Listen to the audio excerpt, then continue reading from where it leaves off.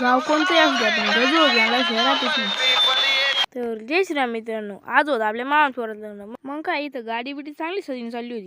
त्या आधी हळदीतला सीन पा बाबा ती एक नंबर राहत होती. बाबा जाऊन दे मला, आपण गाडी बिडी घेतो आणि गाडी किती सजून झाली. इकडं गाडी एक नंबर सजली.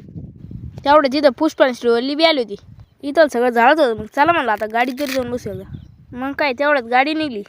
रस्ता काढीत लगेच लग्नाच ठिकाणी आलो. मग काय गाडीतून उतरलं लगेच डीजेकडे गेलो.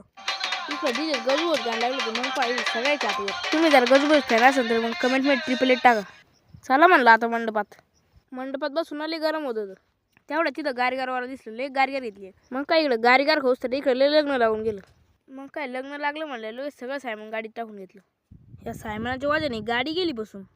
अरे सायमनाच्या वाजाने जारमुळं फसलीत गाडी. इकडं लग्नाचा कार्यक्रम चालू होता, तेवढे ते पोरं कोण पोहरली. अरे मग कळ मला हे पोरं बोट घेऊन पोहरली. इकडे लग्न लागलं तेवढं टाइमला भांड्याच्या गाडीत बसलो, घरी आलो. घरी येऊन पाहतो इकडे नवरदेव नवरीचं स्वागत चालू होतं. जाता जाता आपली आयडी लाईक आणि फॉलो करून घ्या.